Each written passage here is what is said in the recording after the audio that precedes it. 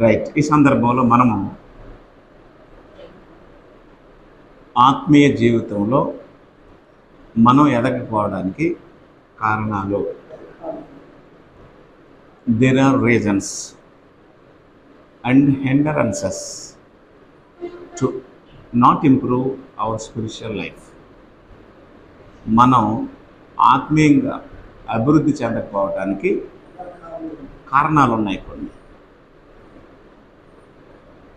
ఆ కారణాల్లో ఒకటో కారణం ఈరోజు నేను మీకు తెలియజేస్తాను. మనిషి భౌతికంగా ఎదగకపోవడానికి కొన్ని కారణాలు ఉంటాయి. జెనెటికల్గా, వంశపారంపర్యంగా కొన్ని ప్రాబ్లమ్స్ వల్ల కొంతమంది ఎదగలేరు. వారిని డ్వార్ఫ్ అంటాం, అంటే మరగుజ్జువారు అని అర్థం. అలాగే బాప్తిస్మం తీసుకున్న తర్వాత మనం ఆత్మీయంగా ఎదగాలి. ఎదగకపోవడానికి కొన్ని ఆటంకాలు ఉన్నాయి. ఆ ఆటంకాలు ఏంటో మనకు తెలుసుకుంటే వాటిని అధిగమించడానికి అవకాశం ఉంటుంది. మీకు తెలుసు, బాప్తిస్మము క్రొత్త జన్మకి సహకరిస్తుంది.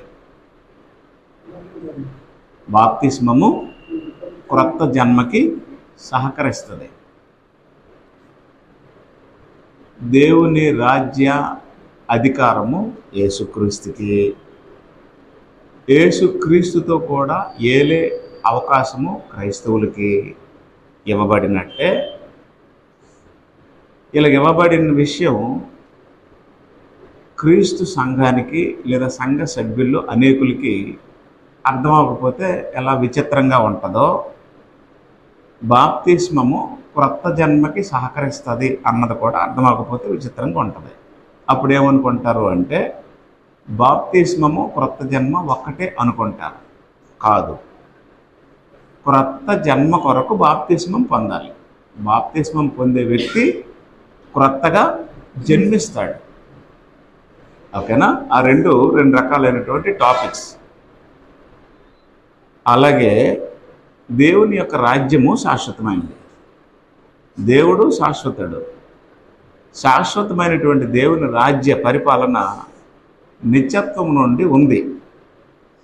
అది అన్ని కాలాల్లోనూ ఉంది. అయితే క్రీస్తు అంటే యేసే క్రీస్తు అని అనేకులకి ఎలా తెలియదో, ఒక 4గురికో 5గురికో ఎలాగైతే తెలుసో, దేవుని రాజ్యం కూడా శాశ్వతమైందని అందరికీ తెలియదు. అది కూడా కొంతమందికే తెలుసు. ఉదాహరణకి యేసు ప్రభు బ్రతికిన కాలంలో ఆయనే మెస్సీ అని, ఆయనే ఇశ్రాయేల్ రాజు అని, ఆయనే ప్రభు అని ఒక 5గురికి తెలిసింది. ఎవరెవరు? పేతురు, సమరయ స్త్రీ, మార్త, నతనయేలు, ఫిలిప్పు, ఇలాగా కొంతమందికి తెలిసింది. అప్పుడు యేసు ప్రభు ఏమన్నాడు అంటే, నేనే మెస్సీ అని, అంటే క్రీస్తుని అనే సంగతి మనుష్య కుమారుడు అంటే నేను మృతుల్లో నుంచి లేచినంత వరకు మీరు ఎవరితో చెప్పొద్దు అన్నాడు. మీకు అర్థమైందో లేదు? అంటే ఆయనే ఈయన అని వాళ్ళకి అర్థమైపోయింది ముందే. ఎప్పుడు? యాక్చువల్గా చనిపోయిన తర్వాత తెలియాలి విషయం, కానీ ఆయన బ్రతుకున్నప్పుడే తెలిసిపోయింది. మత్తయి సువార్త 16వ అధ్యాయం చూడండి. మత్తయి సువార్త 16వ అధ్యాయము 16వ అధ్యాయంలో అందుకు 15వ వచనం, మీరైతే నేను ఎవడనని చెప్పుకొనుచున్నారని వారిని అడిగాను. యేసు ప్రభు శిష్యులు అడిగాడు. ముందు ఎవరిని అడిగాడు? లోకాభిప్రాయం అడిగాడు. 13వ వచనంలో యేసు ఫిలిప్పుదైన కైసరియా ప్రాంతములకు వచ్చి మనుష్య కుమారుడు ఎవడని జనులు చెప్పుకొనుచున్నారంటే శిష్యులు అడగ్గా, శిష్యులు కొందరు బాప్తిస్మం ఇచ్చి యోహానని, కొందరు ఏలియాని, కొందరు ఇర్మియాని, లేక ప్రవక్తలలో ఒకడని చెప్పుకొనుచున్నారు అనిరి. అందుకు ఆయన, మీరైతే నేను ఎవడనని చెప్పుకొనిచున్నారని వారిని అడిగాను. ఫస్ట్ ఇన్ఫర్మేషన్ ఎవరి దగ్గర తీసుకున్నాడు? శిష్యుల దగ్గర. ఎవరి నుండి తీసుకున్నాడు? ప్రజల నుండి. What they said about me that whom I am. నేను ఎవరినని వాళ్ళు అనుకుంటున్నారు అని అడిగితే అప్పుడు వాళ్ళు ఏమన్నారంటే, నువ్వు యోహానువని, ఇర్మియావని, ఏలియావని, ప్రవక్తల్లో ఒకడవని they were saying about you, they told. అప్పుడు యేసు ప్రభువు ఏమన్నారంటే, put it away and say what you think about me అని అడిగాడు. అంటే నేను ఎవరని మీరు అనుకుంటున్నారని అడిగితే అప్పుడు పేతురు ఏమన్నాడు? అందుకు 15వ వచనంలో, అందుకు ఆయన అంటే యేసు, మీరైతే నేను ఎవడనని చెప్పుకొనిచున్నారని వారిని అడిగాను. అందుకు సీమోను పేతురు, నీవు సజీవుడు ఒక దేవుని కుమారుడు అని క్రీస్తు అని చెప్పాను. ఎవరు చెప్పారు? పేతురు చెప్పాడు. ఓకేనా? నువ్వు క్రీస్తువి అని ఎవరు చెప్పుకోలేదు? ముందు బ్యాచ్ చెప్పలేదు. ఎవరు? ముందు నువ్వు ప్రవక్తల్లో ఒకడవని, ఏలియావని, ఇర్మియావని, యోహానువని అని చెప్పుకుంటున్న జనం ఉన్నారు కదా, వాళ్ళు క్రీస్తు అని ఎవరు చెప్పలే. మరి నువ్వు క్రీస్తు అని ఎవరు చెప్పారు? పేతురు చెప్పాడు. అప్పుడు ఏమన్నాడు యేసు ప్రభు? సిమోన్ బర్యోనో నీవు ధన్యుడు, పరలోకమందున్న నా తండ్రి ఈ సంగతి నీకు బయలుపరిచినే కానీ నరులు నీకు బయలుపరచలేదు అన్నాడు. అంటే యేసే క్రీస్తు అనే సంగతి ఎవరు బయలుపరచాలి? పరలోకమందున్న దేవుడు బయలుపరచాలి. దానికి ఒక దినాన్ని దేవుడు అపాయింట్ చేసి ఉంచాడు. హలో, యేసే క్రీస్తు. మీరు సిలువ వేసిన ఈ యేసునే దేవుడు ప్రభువుగాను క్రీస్తుగాను నియమించెను అని ఎవరు చెప్పాలి? తండ్రి చెప్పించాలి. ఎవరి ద్వారా చెప్పించాలి? పరిశుద్ధాత్మ ద్వారా చెప్పించాలి, అపోస్తుల ద్వారా చెప్పించాలి. ఆ టైం ఒకసారి ఉంది, దేవుడు అపాయింట్ చేశాడు ఆ టైంని. అయితే వీళ్ళు బ్రతుకున్నప్పుడు చెప్పేశారు. యాక్చువల్గా ఇది ఎప్పుడు చెప్పాలి? ఆయన చనిపోయిన తర్వాత రివీల్ చేయాలి. కానీ ఈయనేం చేశారు? ముందే రివీల్ చేశాడు పేతురు. అంటే అప్పుడు ఏమన్నాడు పేతురుతో? పరలోకమందున్న నా తండ్రే ఇది నీకు బయలుపరిచింది కానీ నరులు మీకు బయలుపరచలేదని చెప్పి 18వ వచనంలో ఈ బండ మీద, దేని మీద? ఈ బండ మీద. అంటే ఏ బండ? నువ్వు చెప్పేవే సత్యం. ఏంటి సత్యం? యేసే క్రీస్తు. యేసే క్రీస్తు అనే సత్యం అనే బండ. క్రీస్తు అంటే బండ కదా. ఆ సత్యం మీద, ఆ బండ మీద నా సంగమను కట్టుదును అన్నాడు. పాతాళ లోక ద్వారములు దాని ఎదుట నిలువునారు అని చెప్పాడు. ఇప్పుడు నా వైపు చూడండి మీరందరూ. బండ మీద పునాది వేసుకున్నాడు ఎవరు? యేసు. ఎవరు? క్రీస్తు. యేసు క్రీస్తు. యేసు అంటే అభిషిక్తుడు, క్రీస్తు అంటే యేసు అంటే రక్షకుడు. యేసు అంటే రక్షకుడు, క్రీస్తు అంటే అభిషిక్తుడు. ఓకేనా? అభిషిక్తుడు అంటే అభిషేకింపబడితే ఏమవుతాడు? రాజు, యాజకుడు. ఎవరిని అభిషేకిస్తారు? రాజుని, యాజకుడిని అభిషేకిస్తారు. అంటే రేపు పొద్దున్న అభిషేకింపబడవలసిన వాడు నీవే అనే విషయం ఆయన అభిషేకింపబడకముందే ఎవరికి తెలిసిపోయింది? పేతురుకు తెలిసిపోయింది. ఇదే సత్యం అని యేసు చెప్పి, ఈ సత్యం అంటే ఈ క్రీస్తు అనే బండ మీద, నేను క్రీస్తుని అనే సత్యం మీద సంఘాన్ని కడతాను అన్నాడు. ఓకేనా? అంటే ఇప్పుడు ఎవరు బాప్తీసాలు చెల్లవు అంటే యేసే క్రీస్తు అని నమ్మని వారి బాప్తీసాలు చెల్లవు. యేసే క్రీస్తు అని నమ్మని వారి బాప్తీసాలు చెల్లవు. ఏ సంఘాలు దేవుడు యాక్సెప్ట్ చేయడు? ఈ సత్యం మీద అంటే క్రీస్తు అనే బండ మీద కట్టిన సంఘాలని దేవుడు అంగీకరించడు. ఓకేనా? యేసుప్రభు చెప్పాడు ఏమని, ఈ బండ మీద నా సంఘమును కడతాను అన్నాడు. ఓకేనా?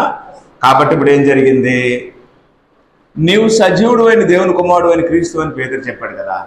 అప్పుడు యేసుప్రభు ఏమన్నాడంటే, పరలోకమందున్న నా తండ్రే దీన్ని నీకు బయలుపరిచింది కానీ నరులు నీకు దీనిని బయలుపరచలేదు అన్నాడు. అంటే ఇప్పుడు మీకు అర్థమవలసిన విషయం ఏంటంటే, యేసు ఏమై ఉన్నాడు, క్రీస్తు అయి ఉన్నాడు అని బ్రతుకున్నప్పుడే ఇలా తెలిసిపోయింది. యోహాను రాసిన మొదటి పత్రిక, మత్తయి సువార్త మూసేకండి, యోహాను రాసిన మొదటి పత్రిక తీసారా? 2వ అధ్యాయము 22వ వచనం.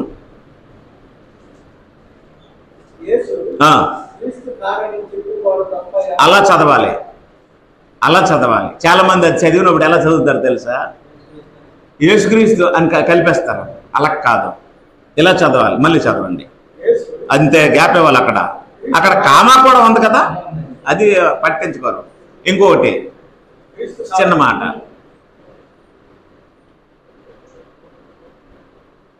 ఆ ద్రాక్షారసం అయిపోయినప్పుడు 6 బాణలు నీటితో నింపి మంచి ద్రాక్షారసము అనే దానికి ముంచి ద్రాక్షారసం అని చదువుతారు, ముంచి ద్రాక్షారసానికి మంచి ద్రాక్షారసం అని చదువుతారు. తెలిసిపోతాయి నాకు అన్నమాట. కాబట్టి ఇప్పుడు ఏం జరిగిందంటే 22వ వచనంలో యేసు క్రీస్తు కాడని చెప్పువాడు తప్ప ఎవడ అబద్ధికుడు? రైట్. తండ్రిని ఏమని ఒప్పుకోవాలి? తండ్రిని ఒప్పుకోవాలి. యేసుని ఏమని ఒప్పుకోవాలి? క్రీస్తుని ఒప్పుకోవాలి, ఆయన కుమారుడని ఒప్పుకోవాలి. అలా కానీ అలా ఒప్పుకొని ఎవడైనా సరే ఏమవుతాడట? అబద్ధికుడు. ఆ బాప్తీసాలు చల్లం. మొదటి శతాబ్దపు బాధ ఇదే. యేసుని ఏమని అంగీకరించాలి? క్రీస్తుని అంగీకరించాలి. క్రీస్తు అంటే అర్థం ఏంటి? అభిషేక్తుడు. ఎందుకు అభిషేకింపబడ్డాడు? రాజుగా, ప్రభువుగా అంగీకరించబడ్డాడు. ఇది మీ రాజు ఈయనే, మీ ప్రభు ఈయనే అని ప్రకటించవలసిన రోజు ఏ రోజు? పెంతెకొస్తు రోజు. పెంతెకొస్తు రోజు అంటే ఇప్పుడు యేసు ప్రభు చనిపోయి సమాధి చేయబడి సమాధిలో నుండి మూడో దినాన్న తిరిగి లేచినప్పుడు అప్పుడు ఏమవుతాడు? పరలోకానికి వెళ్ళి అప్పుడు అభిషేకింపబడతాడు. ఓకేనా? ఇంత టైం ఉంటుండగానే ఆయనే క్రీస్తు అని ఎవరు చెప్పేశారు? పేతురు చెప్పాడు. నా పాయింట్ మీకు అర్థమైంది. అంటే ఆయన చనిపోయి సమాధి చేయబడి మూడో దినాన్ని తిరిగి లేచిన తర్వాత ఎవరు చెప్పాలి? తండ్రి చెప్పాలి. ఆయన చనిపోకముందే ఎవరు చెప్పారు? పేతురు చెప్పాడు. నా పాయింట్ మీకు అర్థమైందా? పేతురు చెప్పాడా, తండ్రి చెప్పాడా? పేతురికి కూడా తెలియదు అది. అయితే ఆయనకి ఎవరు బయలుపరిచారు? తండ్రి బయలుపరిచాడు. అదేవిధంగా పేతురుకి, నతానియేలుకి, సమరయ స్త్రీకి, ఫిలిప్పుకి, ఎవరైనా ఈ కొంతమందికి మాత్రమే ఆయన క్రీస్తు అని తెలిసింది. మార్తమ్మకి క్రీస్తు అని తెలిసింది. అంటే ఆయన చనిపోయి సమాధి చేయబడి మూడో దినాన్ని తిరిగి లేచిన తర్వాత దేవుడు ఆయన్ని పెంతెకొస్తు పండుగ రోజు ఇదిగో మీ రాజు, ఇదిగో మీ ప్రభు అని ప్రకటించాలి. ఎవరు ప్రకటించాలి? దేవుడు ప్రకటించాలి. దేవుడు ప్రకటించడానికి ఇంకా టైం ఉంటుండగానే ఈయన చనిపోకముందే, క్రీస్తు చనిపోకముందే ఆయనే మెస్సియా, ఆయనే క్రీస్తు అని వీళ్ళకి ముందే తెలిసిపోయింది. వీళ్ళకి తెలిసిన విషయాన్ని పెంతెకొస్తు పండుగ రోజు దేవుడు తెలియజేశాడు. అపోస్తుల కార్యములు 2వ అధ్యాయం 36వ వచనం. అపోస్తుల కార్యములు 2వ అధ్యాయం 36వ వచనం. మత్తయి సువార్త 16వ అధ్యాయం ముయ్యకండి. 36. మీరు సిలువ వేసిన ఈ యేసునే దేవుడు ప్రభువుగాను క్రీస్తుగాను. రైట్. ఎప్పుడు మృతుల్లో నుంచి లేచి అభిషేకించిన తర్వాత నియమించాడు. అవునా? అయితే ఇప్పుడు క్రైస్తవులకు ఏమవుతాడు? ఆయన ఏమవుతాడు? రాజు అవుతాడు, ప్రభు అవుతాడు. క్రైస్తవులు ఇశ్రాయేలీల స్థానంలోకి వచ్చేసారు కదా. మనము దేవుని ఇశ్రాయేలీలం అయితే మనకు ఆయన ఏమవుతాడు? రాజు అవుతాడు. అదే విషయాన్ని నతనయేలు చెప్పాడు. యోహాను సువార్త మొదటి అధ్యాయము, యోహాను సువార్త మొదటి అధ్యాయం. నతనయేలు యేసు ప్రభువుని చూసిన వెంటనే అద్భుతమైనటువంటి విషయాన్ని చెప్పాడు. యేసు ప్రభు దాన్ని అంగీకరించాడు కూడా. యోహాను సువార్త మొదటి అధ్యాయం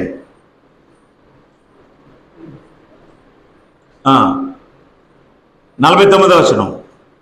నతనయేలు, బోధకుడా, నీవు దేవుని కుమారుడవు. 1, నువ్వెవరు? దేవుని కుమారుడవు. 2, ఇశ్రాయేలు రాజు అని ఆయనకు ఉత్తరం ఇచ్చెను. అవునా? ఇశ్రాయేలు రాజు, దేవుని కుమారుడు. ఆయన ఇశ్రాయేల్ రాజు అవ్వాలి అంటే, దేవుని కుమారుడు అవ్వాలి అంటే ఏం జరగాలి? మృతుల్లో నుంచి లేవాలి. మృతుల్లో నుంచి లేచిన తర్వాత స్టేట్మెంట్ ఇస్తాడు దేవుడు. నీవు నీతిని ప్రేమించితివి, దుర్నీతిని ద్వేషించితివి. నా కుమారుడా, నా కుడిపార్శ్వం ముందు కూర్చో అని కూర్చోబెట్టుకొని అప్పుడు ప్రకటిస్తాడు భూలోకానికి, మీరు సిలువ వేసిన యేసే ఇప్పుడు మీకేమయ్యాడు? రాజు అయ్యాడు, మీ మెస్సియ, మీ ప్రభు అని ప్రకటిస్తాడు అనమాట. ఆ విషయము మరణం తర్వాత జరగవలసింది మరణానికి ముందే ఈయన చెప్పేశారు. ఈ చెప్పిన వాళ్ళు కూడా జ్ఞానులు కాదు, సమరస్త్రీ జ్ఞానవంతురాలు కాదు, మార్త పెద్ద జ్ఞానవంతురాలు ఏం కాదు, శిష్యులు పామరులు. వీరికి దేవుడు ముందుగానే బయలుపరిచాడు. కాబట్టి నేనేం చెప్పాలనుకుంటున్నాను అంటే, యేసుక్రీస్తుని ముందుగా పసికట్టిన వారు మా రాజు ఆయనే, మా ప్రభు ఆయనని. ఇప్పుడు క్రైస్తవులు యేసుక్రీస్తుని ఏమని ఒప్పుకోవాలి? ఏమని ఒప్పుకోవాలి? మత్తయి సువార్త, క్షమించండి, అపోస్తుల కార్యములు 10వ అధ్యాయం 36వ వచనం. అపోస్తుల కార్యములు 10వ అధ్యాయం 36వ వచనం. యేసుక్రీస్తు అందరికీ ప్రభు. ఎందరికీ? తన్ని అందరూ అంగీకరిస్తారు. ఏమని? ఆయన మా ప్రభు, మా క్రీస్తు, ఇశ్రాయేలుకు రాజు. ఓకేనా? యోహాను సువార్త 1వ అధ్యాయంలో తన్ని అందరు అంగీకరిస్తారో వారికి ఆయన, యోహాను సువార్త 1వ అధ్యాయంలో తన్ని అందరు అంగీకరిస్తారో వారందరికీ ఏం కలుగుతుందట? చూడండి, యోహాను సువార్త 1వ అధ్యాయంలో 12వ వచనంలో, తన్ను ఎందరు అంగీకరించరో వారందరికీ, అనగా తన నామందు విశ్వాసం ఉంచే వారికి దేవుని పిల్లలు ఒకటికి ఆయన అధికారం అనుగ్రహించెను. ఇప్పుడు చెప్పండి, ఎవరు దేవుని పిల్లలు? యేసుక్రీస్తుని అంగీకరించిన వారు దేవుని పిల్లలు. ఏమని అంగీకరించాలి? దేవుని కుమారుడని, ఇశ్రాయేలీల రాజని, మాకు ప్రభు అని. మాకు ప్రభు అని. ఇప్పుడు క్రీస్తు క్రైస్తవులకు ఏమయ్యాడు? ప్రభు అయ్యాడు. ఓకేనా? క్రీస్తు క్రైస్తవులకు ఏమయ్యాడు? ప్రభు అయ్యాడు. పేతురు పత్రికలో పేతురు యేసు ప్రభువుని గూర్చి మాట్లాడుతూ మీ హృదయములలో ఏం చేయమన్నాడో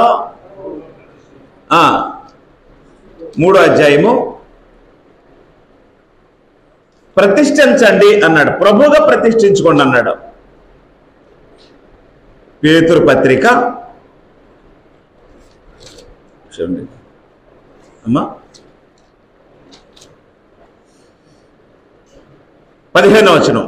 నిర్మలమైన మనస్సాక్షి గలవారే మీలోనున్న నిరీక్షణ గురించి మిమ్మల్ని హేతువుడు ప్రతివానికి సాత్వికముతోనూ భయముతోనూ సమాధానం చెప్పుటకు ఎల్లప్పుడూ సిద్ధముగా ఉండి మీ హృదయముల యందు క్రీస్తును ప్రభువుగా ప్రతిష్ఠించుడే. హృదయాల్లో క్రీస్తుని ఏం చేయాలట? హృదయాల్లో క్రీస్తుని ఏం చేయాలి? ప్రతిష్ఠించాలి. ఎలా ప్రతిష్ఠించాలి? ప్రభువుగా ప్రతిష్ఠించాలి. పెంతెకొస్తు రోజు 3000 మంది బాప్తిసం పొందారు కదా. పెంతెకొస్తు రోజు 3000 మంది బాప్తిసం పొందారు కదా. ఏమని అంగీకరించి బాప్తిసం పొందారు? యేసు మా దేవుడని, యేసు మా తండ్రి అని బాప్తిసం పొందారా? యేసు మా ప్రభు అని అంగీకరించి బాప్తిసం పొందారా? క్రైస్తవులకి క్రీస్తుని దేవుడు ఎలా ప్రతిష్ఠించుకోమన్నాడు? మీ హృదయాల్లో ప్రభువుగా ప్రతిష్ఠించుకోండి అన్నాడు. అవునా? ఇప్పుడు క్రీస్తు మనకేమవుతాడు? మన రాజు, మన ప్రభు, మన శిరస్సు, మన ప్రధాన యాజకుడు. ఓకేనా? క్రీస్తుని ఏం చేయాలట? మీ హృదయాల్లో ప్రతిష్ఠించుకోండి అని చెప్పాడు. ప్రతిష్ఠించుకోండి అని చెప్పాడు. ఏమని ప్రతిష్ఠించుకోవాలి? ప్రభువుగా ప్రతిష్ఠించుకోండి. పాయింట్ అర్థం అవట్లేదా? అప్పుడు ప్రార్థన చేసినప్పుడు ఎవరికి ప్రార్థన చేయాలి? తండ్రికి ప్రార్థన చేసి ఎవరి నామములు అడగాలి? ప్రభు నామములు అడగాలి. ప్రార్థన ఎవరికి చేయకూడదు? ప్రభువుకు ప్రార్థన చేయకూడదు. చాలా మంది ప్రార్థన చేసినప్పుడు మధ్యలో ఏమంటున్నారు? మీరే అంటున్నారు. అదే చెప్తున్నాను, నేను 100 సార్లు చెప్తున్నాను. ప్రార్థన చేసినప్పుడు మధ్యలో ఏమనకూడదు? ప్రభువా, దేవా అనకూడదు. ఏమనాలి? తండ్రి, నాయన. గలతీలకు రాసిన పత్రిక 4:6లో, గలతీలకు రాసిన పత్రిక 4:6లో చదవండి ఏమని ఉంది? గలతీలకు రాసిన పత్రిక 4వ అధ్యాయము 6వ వచనంలో ఏమని ఉంది? మీరు కుమారులైతే ఏమని మొరపెట్టాలట? నాయన, తండ్రి అని మొరపెట్టాలి. దేవుడిని మనం ఏమని పిలాలి? నాయన, తండ్రి అని మొరపెట్టాలి. కాబట్టి ఏమని మొరపెట్టకూడదు? ప్రభు అనకూడదు. ప్రభు అనకూడదు. ఇప్పుడు మన ప్రభు ఎవరు? హలో, మన ప్రభు ఎవరు? క్రీస్తు. ప్రార్థన క్రీస్తుకు చేయాలా, తండ్రికి చేయాలా? తండ్రికి చేయాలి. మన ప్రార్థన చెల్లాలి అంటే డెఫినెట్గా మనం ఎవరికి ప్రార్థన చేయాలి? తండ్రికి ప్రార్థన చేయాలి. ఎవరి నామంలో అడగాలి? క్రీస్తు నామంలో. లే, మా ప్రభు అయిన యేసు క్రీస్తు నామంలో అడుగుతున్నాం తండ్రి అని అనొచ్చు తప్ప ప్రార్థన ఎవరికి చేయకూడదు? ప్రభువుకు చేయకూడదు. 2, నాయన, తండ్రి అని ఎవరిని అనకూడదు? ప్రభుని అనకూడదు. వీళ్ళకి ప్రభు ఎవరో తెలీదు, తండ్రి ఎవరో తెలీదు. ఎవరిని ప్రభుగా ప్రతిష్ఠించుకోవాలో తెలీదు, ఎవరిని తండ్రి, నాయన అని పిల్లలో కూడా తెలీదు. క్రైస్తవులట. అది ఎలాంటి క్రైస్తవులో అంటే, మేము క్రైస్తవులమే అని చెప్పుకోవడానికి కొన్ని సింబల్స్ ఉన్నాయి. మేము క్రైస్తవులమే అని చెప్పుకోవడానికి కొన్ని సింబల్స్ ఉన్నాయి. సింబల్స్ వాడుతున్నారు. సింబల్ నెంబర్ 1 ముసుగులు వేసుకోవడం. సింబల్ నెంబర్ 2 బొట్లు తీసేయడం. సింబల్ నెంబర్ 2 వైట్ డ్రెస్లు వేయడం. సింబల్ నెంబర్ 2 సిలువులు పెట్టుకోవడం. సింబల్ నెంబర్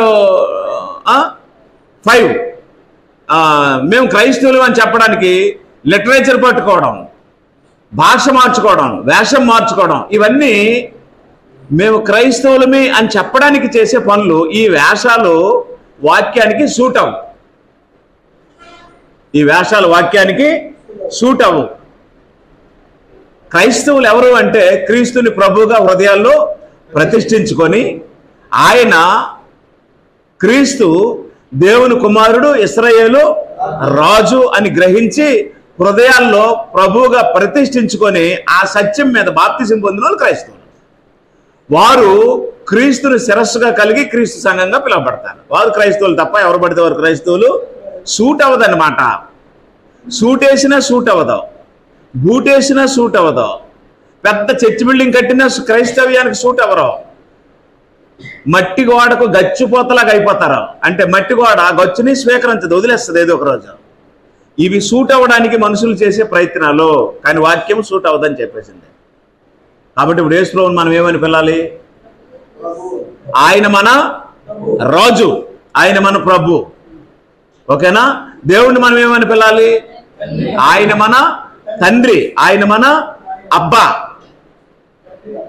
నాయన, తండ్రి. మరొక మాట ఉంది, రోమిలకు రాసిన పత్రిక 8వ అధ్యాయము, రోమిలకు రాసిన పత్రిక 8వ అధ్యాయం 14వ వచనం.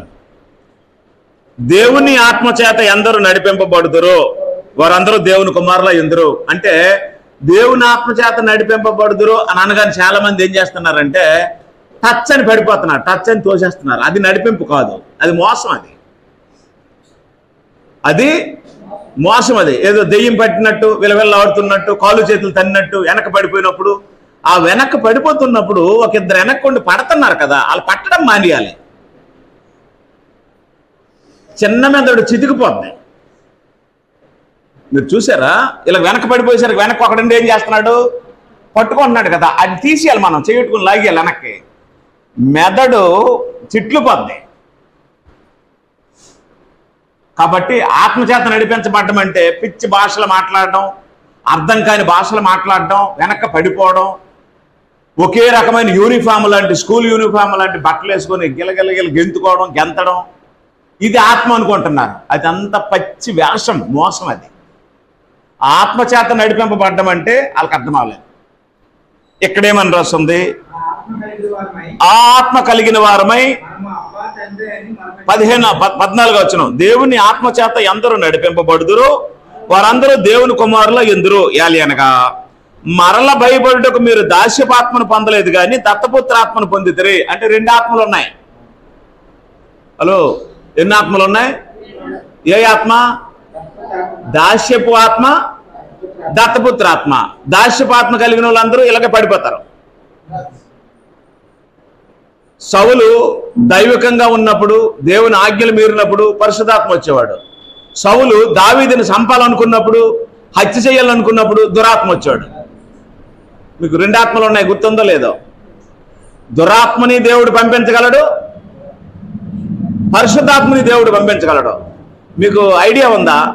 ఒకానొక టైంలో ఇశ్రాయేల్ రాజు యోధారాజు యుద్ధం చేయడానికి బయలుదేరి వెళ్ళినప్పుడు యెహోవా ఇశ్రాయేల్ రాజు గెలుస్తాడనే ఒక అబద్ధాన్ని ప్రవక్తల నోట పలికించినట్లు ఒక ఆత్మను పంపించాడు పరలోకం నుండి. మీకు ఐడియా లేదేమో. పరలోకంలో దేవుడు సింహాసనాసీనుడై ఉన్నాడట. ఇశ్రాయేల్ రాజు యుద్ధంకి వెళ్ళి చచ్చిపోవాలని దేవుడు నిర్ణయించాడట. యుద్ధంకి వెళ్ళి చచ్చిపోవాలని దేవుడు నిర్ణయించినప్పుడు వాడు యుద్ధంకి వెళ్ళాలి. అప్పుడు యోధారాజు కూడా వచ్చాడు. యోధారాజు ఇశ్రాయేల్ రాజు ఇద్దరు కలిస్తే ఇశ్రాయేల్ రాజు అన్నాడు, సోదరా మనం యుద్ధంకి వెళ్దాం వస్తావంటే, నీ సైన్యమే నా సైన్యం, నా సైన్యం నీ సైన్యం, మన ఇద్దరం కలిసి యుద్ధంకి వెళ్దాం అనేసి అన్నాడట. అప్పుడు 400 మంది ప్రవక్తలు పిలిచాడట ఇశ్రాయేల్ రాజు. పిలిస్తే ఆ ఇశ్రాయేల్ రాజు అడిగాడట, ప్రవక్తలారా మేము యుద్ధంకి వెళ్తున్నాం, గెలుస్తామా ఓడుతామా అనేసి అడిగారట. అడిగితే 400 మంది అన్నారట, యుద్ధంలో విజయం మీరే గెలుస్తారని చెప్పారట. అప్పుడు యోధారాజు అన్నాడట, వినండి, యోధారాజు అన్నాడట, మరొక ప్రవక్త లేడా ఈ 400 మంది తప్ప అంటే, మీకా అనేవాడు ఒకడు ఉన్నాడు, అయితే వాడు ఎప్పుడు నాకు వ్యతిరేకంగా చెప్తాడంటే అలాగనొద్దు, అతన్ని కూడా పిలండి అన్నాడట. అప్పుడు మీకాని పిలిచేసరికి మీకాయ వచ్చాడట. మీకాయ మేము యుద్ధంకి వెళ్తున్నాం, గెలుస్తామా ఓడిపోతామా అని అడిగితే అవి అక్కడ అన్నాడట, నువ్వు యుద్ధంకి వెళ్ళి ఇంటికి రావు అనేసాడట. ఎవరిని? ఇశ్రాయేల్ రాజుని. చూసారా, నేను అందుకే పిలవద్దని చెప్పాను, 400 మంది గెలుస్తామని చెప్తుంటే ఈడేమో నేను వాడిపోతానని చెప్పాడు, నాశనం అయిపోతానని చెప్తున్నాడు అన్నాడట. అప్పుడు చంప మీద కొట్టారట మేకాయని. ఒక అబద్ధ ప్రవక్త వెళ్ళి, మేము 400 మంది ఏం చెప్తున్నావు, నువ్వు అక్కడ ఏం చెప్తున్నావు అంటే, అసలు సిచ్యువేషన్ మీకు తెలియదురా నాయన, పరలోకంలో దేవుడు సింహాసనాసీనుడై ఉన్నాడు, ఆయన అనేక మంది ఆత్మలు దోతల్లో అక్కడ ఉన్నప్పుడు ఆయన ఒక దోతను పిలిచి చెప్పాడట, ఈ ఇశ్రాయేల్ రాజు యుద్ధంకి వెళ్ళి ఓడిపోవాలంటే ఆయనకి అబద్ధం చెప్పాలి. ఈ ప్రవక్తల చేత అబద్ధం ఎవరు చెప్పేస్తారంటే, ఒక ఆయన ముందుకు వచ్చి అన్నాడట, నేను వెళ్ళి పని చేయిస్తానండి అన్నాడట. నువ్వు నీ పని చేయించనేసరికి ఆ దోత వచ్చి, ఆ ఆత్మ వచ్చి ఆ 400 మంది చేత నువ్వు యుద్ధంకి వెళ్ళి గెలుస్తావని అబద్ధం చెప్పేస్తున్నాడట. అప్పుడు ఆ అబద్ధాన్ని నిజమనుకొని నమ్మి ఆ యుద్ధంకి వెళ్ళి ఇశ్రాయేల్ రాజు చచ్చిపోతాడు. ఏది చేయలేడు దేవుడు, ఏది చేయలేడు దేవుడు, ఏది చేత కాదు దేవుడికి, సమస్తము. కాబట్టి ఏ ఆత్మను పంపించాలన్నా ఆయన సమర్థుడు.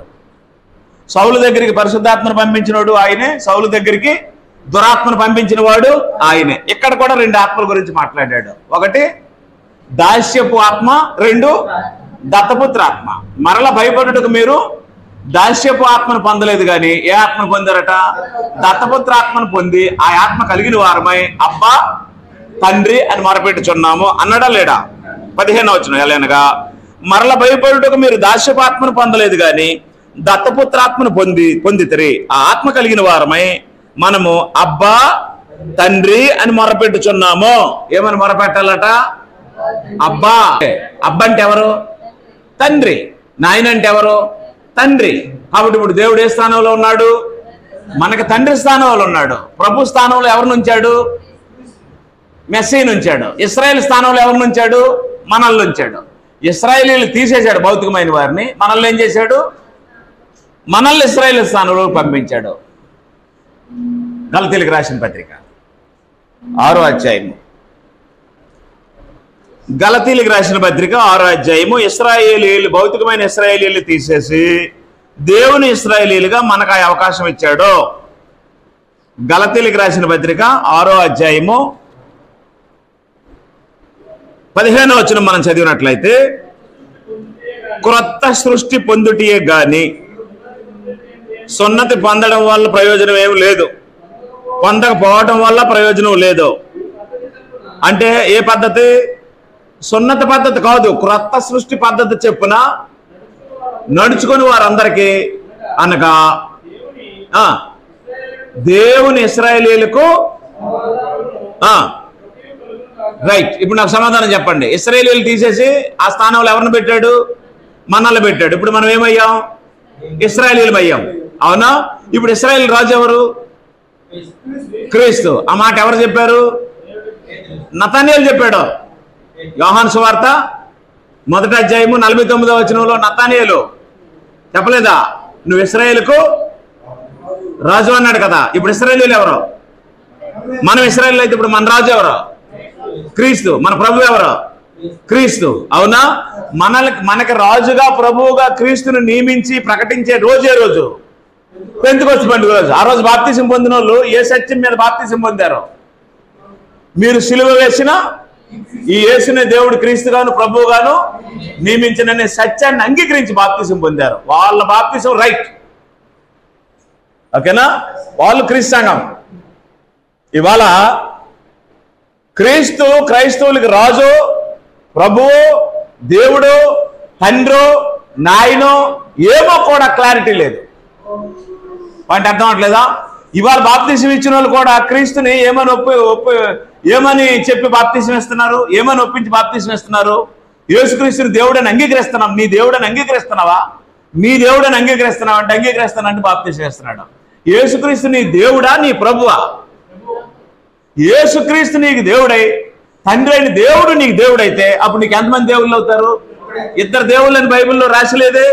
క్రైస్తవులకు ఎంతమంది దేవుళ్ళు? ఒక్కడే. కొరింథీ ఏరియాలో ఉన్న వారికి ఒక్కడే దేవుడు అని రాశాడు పౌలు. రోమా ప్రాంతంలో ఉన్న వారికి ఒక్కడే దేవుడు అని రాశాడు పౌలు. ఎఫెసీ ప్రాంతంలో ఉన్న వారికి ఒక్కడే దేవుడు అని రాశాడు పౌలు. మీరు ప్రకటన గ్రంథం వరకు ఎన్ని ప్రాంతాలకు బైబిల్లో పత్రికలు రాయబడ్డాయో అన్ని పత్రికల్లోనూ క్రైస్తవులకి ఒక్కడే దేవుడు అని రాశాడు, ఓకేనా? ఒక్కడు దేవుడై ఆయన మనకు తండ్రి అయితే ఆయన దగ్గర నుండి వచ్చిన ఈ యేసు మనకేమయ్యాడు? ప్రభు అయ్యాడు, క్రీస్తు అయ్యాడు, అభిషేక్తుడు అయ్యాడు, ఓకేనా? ఇప్పుడు ఆయన్ని మనం ఎలా ప్రతిష్ఠించుకోవాలి? ప్రభువుగా ప్రతిష్ఠించుకోవాలి. ఆయన్ని ప్రభువుగా ప్రతిష్ఠించుకోకపోతే రక్షణ చెల్లదు, సంఘం చెల్లదు. రోమిలకు రాసిన పత్రిక 10వ అధ్యాయం. రోమిలకు రాసిన పత్రిక 10వ అధ్యాయము. నీ రక్షణగా ఉండాలి అంటే నువ్వు ఒప్పుకోలేని తీసుకోవాలి. ఇక్కడ రాసి ఉంది, క్రీస్తు సంఘంలో సువార్థికులుగా అనేక సంవత్సరాల నుంచి పనిచేస్తూ బాప్తిస్మం ఇచ్చే సమయంలో కూడా ఆ ఒప్పుకునే వ్యక్తికి క్రీస్తు ఎలాగ అర్థమయ్యాడు అన్న విషయం తెలియకుండా బాప్తిస్మం ఇవ్వడం తప్పు, ఓకేనా? ఈరోజు ఒప్పుకోలు కూడా ఎలా తీసుకోవాలో చాలా మందికి తెలియట్లేదు.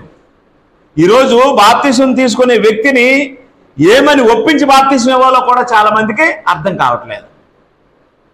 చదవండి, ఇక్కడ ఏమని ఉంది? 10:9 నుండి 10వ అధ్యాయం 9వ వచనం. అదేమంటే ఎలా ఒప్పుకోవాలి? ఎలా ఒప్పుకోవాలి? ఏమని ఒప్పుకోవాలి? యేసుని ఏమని ఒప్పుకోవాలి? ప్రభు అని ఒప్పుకోవాలి. 3000 మంది బాప్తిసం తీసుకున్నప్పుడు ఏమని ఒప్పుకున్నారు? ప్రభు అని ఒప్పుకున్నారు. ఇప్పుడు నువ్వు బాప్తిసం తీసుకుంటే ఏమని ఒప్పుకోవాలి? ప్రభు అని ఒప్పుకోవాలి. ఒప్పుకొని హృదయంలో ఏం చేయాలి?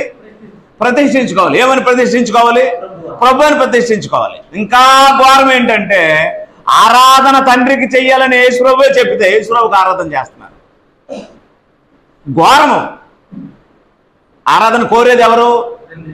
తన్ను ఆరాధించేవారు అట్టివారే కావాలని తండ్రి కోరుచున్నాడని యేసుప్రభు క్లియర్గా చెప్పినా సరే యేసయ్యకే ఆరాధన, యేసయ్యే ఆరాధన అని పాటలు రాశారు. ఎంత ఘోరమో చూడండి. అంటే బేసిక్ విషయాలు కూడా తెలియకుండా సేవకు వచ్చారు, బేసిక్ విషయాలు తెలియకుండా, ప్రాథమిక విషయాలు కూడా తెలియకుండా బాప్తీసాలు పొందుతున్నారు, బాప్తీసాలు ఇస్తున్నారు.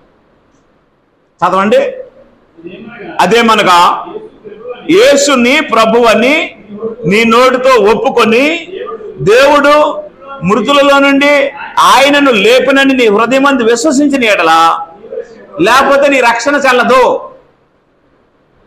నీ రక్షణ చెల్లాలంటే ఆయన ఏం చేయాలి?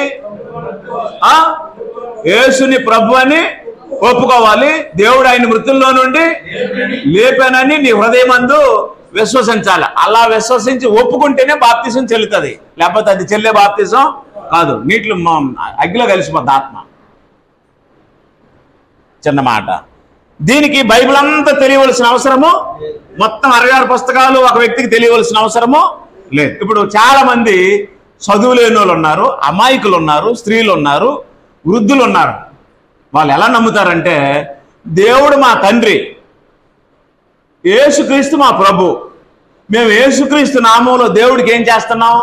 ప్రార్థన చేస్తున్నాం, మేము తండ్రిని ఆరాధించడానికి వెళ్తున్నాం అని నమ్ముతారు. అంతే. వాళ్ళకి బైబిల్ అంతా తెలీదు, వారి రక్షణ చెల్లుతుంది. వాళ్ళ అమాయకులు.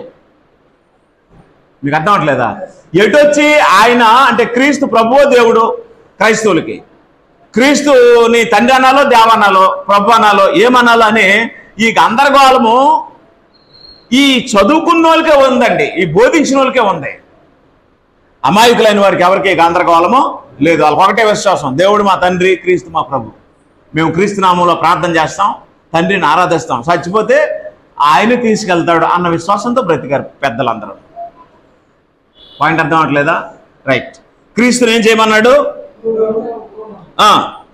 10వ వచనంలో ఏలైనగా నీతి కలుగునట్లు మనుషుడు తన హృదయములో విశ్వసించును, రక్షణ కలుగునట్లు నోటితో ఒప్పుకొనును. ఏమని ఒప్పుకోవాలి?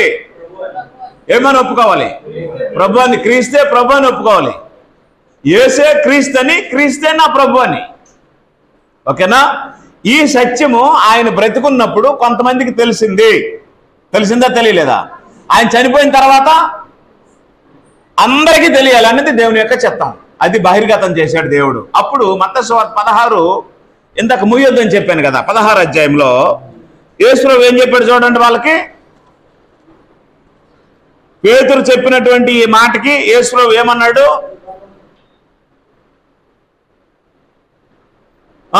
అందుకు సీమోన్ బర్యోనా, నీవు ధన్యుడువు, పరలోకమందున్న నా తండ్రి ఈ సంగతి నీకు బయలుపరచలే కానీ నరులు నీకు బయలుపరచలేదు. మరియు నువ్వు పేతురువు, ఈ బండ మీద నా సంఘమును కట్టుదును, పాతాళలోక ద్వారములు దాని ఎదుట నిలువ నేర్వని నీతో చెప్పుచున్నాను అనేసి పరలోక రాజ్యం యొక్క తాళపు చెవులు నీకు ఇచ్చేదను. నీవు భూలోకమందు దేనిని బంధించదువో అది పరలోకమందును బంధింపబడును, భూలోకమందు దేనిని విప్పుదో అది పరలోకమందును విప్పబడిన అంతా చెప్పి 20వ వచనంలో అటు పిమ్మట తాను క్రీస్తు అని ఎవరితోనూ చెప్పొద్దని చెప్పమన్నాడా? చెప్పొద్దన్నాడా? పాయింట్ అర్థం చేసుకోండి. నేను క్రీస్తునని మీకు తెలిసింది, కానీ మీరు ఎవరికి చెప్పొద్దు అని ఆయన తన శిష్యులకు మామూలుగా చెప్పాడా? గట్టిగా చెప్పాడా? ఏం చెప్పాడు? నేను క్రీస్తునని మీరు ఎవరికి చెప్పొద్దు అన్నాడు. ఎందుకు చెప్పొద్దు అన్నాడు? మనుష్య కుమారుడు మృతుల్లో నుంచి లేచిన తర్వాత ఆయనే క్రీస్తుని బయలుపరిచే పని ఎవరిది? దేవుడిది. పరిశుద్ధాత్మ ద్వారా చేస్తాడు ఆ పని. అవునా? రైట్. ఆయన మృతుల్లో నుంచి లేచి సర్వాధికారం పొందిన తర్వాత ఆయనే చెప్పాడు, మీరు సర్వలోకానికి సర్వసృష్టికి వెళ్ళి చెప్పండి అని చెప్పాడు. ఇప్పుడు వద్దు ఏమన్నాడు? చెప్పొద్దు అంటున్నాడు. పాయింట్ అర్థమైందా? చెప్పొద్దు అని చెప్పకండి అని చెప్పిన ముందైనా, చెప్పండి అని చెప్పిన తర్వాత అయినా మేము క్రైస్తవులం అవ్వాలి అనుకునే వారికి అర్థమవలసిన విషయం ఏంటంటే, ఏ యేసుని చేరేదారిగా దేవుడు భూమి మీదకి పంపించాడో ఆయనే క్రీస్తు, ఆయనే మా ప్రభు, ఆయనే ఇశ్రాయేలీయులకు రాజు అని తెలియాలి. ఆయన్ని స్వీకరించినప్పుడు ఎలా స్వీకరించాలి? మా ప్రభువుగా, మా రక్షకుడుగా మేము స్వీకరిస్తున్నామని స్వీకరించాలి. నోటితో ఒప్పుకోవాలి, హృదయం మందు విశ్వసించాలి. అలా స్వీకరించిన తర్వాత ఆయన్ని ఏం చేయాలి? హృదయంలో ప్రతిష్ఠించుకోవాలి. ప్రతిష్ఠించుకోవడం అంటే అర్థం ఏంటంటే, చచ్చినంత వరకు నీ ప్రభు ఏది చెప్తే అది చచ్చినట్టు చేయవలసిందే. ఆయన రూల్స్ని అతిక్రమించకుండా, ఆయన రెగ్యులేషన్ అతిక్రమించకుండా ఆయన చిత్తానుసారంగా భూమి మీద నడవడం ఆయన శిష్యులుగా మన యొక్క ప్రాథమిక లక్ష్యం. ఓకేనా? రైట్. నేనేం చెప్పాలని చెప్పాను? ఆత్మ సంబంధమైన జీవితానికి ఏమున్నాయి? ఆటంకాలు ఉన్నాయి. అవునా? ఈ ఆత్మ సంబంధమైన జీవితాలకు సంబంధించిన ఆటంకాలకి యేసుక్రీస్తు ఆయనే ప్రభు అని, ఆయనే మెస్సీ అని దేవుడు మృతుల్లో నుంచి లేచిన తర్వాత బయలుపరచడానికి ముందే కొంతమందికి తెలిసిపోయింది కదా. అదేవిధంగా ఇప్పుడు ఆత్మ సంబంధమైనటువంటి జీవితం జీవించవలసిన మనకి ప్రాథమికంగా కొన్ని ప్రత్యేకమైనటువంటి ఆటంకాలు ఉంటాయి. ఆ ఆటంకాల్లో ఈ బోధ మొదటిది. ఏ బోధ? మీరు ఎలాగ అంగీకరించినా పర్వాలేదు, ఆయన దేవుడని అంగీకరించినా పర్వాలేదు, ప్రభు అని అంగీకరించినా పర్వాలేదు, తండ్రి అని అంగీకరించినా పర్వాలేదు. ఎందుకంటే యెషయా గ్రంథంలో తండ్రి అని ఉంది కాబట్టి ఆయన ఈయనని అంగీకరించినా పర్వాలేదు. కానీ ఈ రకమైనటువంటి బోధ ప్రాథమికమైనటువంటి ఆటంకంగా ఉంది మనుషులకి. క్లారిటీ లేదు బోధ విషయంలో. అందువల్ల మొట్టమొదటి బోల్తా కొట్టడం అనేది, మొట్టమొదటి కన్ఫ్యూజ్ అవడం అనేది ఎక్కడ జరిగింది? ఇక్కడే జరిగింది, బోధ విషయంలోనే జరిగింది. ఆ తర్వాత చాలా ఆటంకాలు ఉన్నాయి. దేవుడి చిత్తమైతే ఒక్కొక్కటి చెప్పుకున్నాం. మనకు అర్థమైంది కదా. ఇప్పుడు మనకు ఆయన ఏమయ్యాడు? యేసు మనకి ఏమయ్యాడు? మన ప్రభు అయ్యాడు. కాబట్టి మనము ఆయన ఏమని ప్రతిష్ఠించుకోవాలి? ప్రభుగా ప్రతిష్ఠించుకోవాలి. బాప్తిస్మం ఎవరికైనా ఇచ్చినప్పుడు నేను లేదు, ఏ సువార్తికుడైనా ఎవరికైనా బాప్తిస్మం ఇస్తే ఏమనేవాలి? యేసుక్రీస్తుని నీ సొంత రక్షకుడుగా, నీ ప్రభువుగా అంగీకరిస్తున్నావా? దేవుడు ఆయనను మృతుల్లో నుండి లేపాడని విశ్వసిస్తున్నావా అని చెప్పి క్రీస్తుని ప్రభువుగా ఆయన హృదయంలో ప్రతిష్ఠించేటట్లు ఒప్పించి, లేదా ఆయన ఒప్పుకునేటట్లు బోధించి బాప్తిస్మం ఇవ్వాలి. తప్ప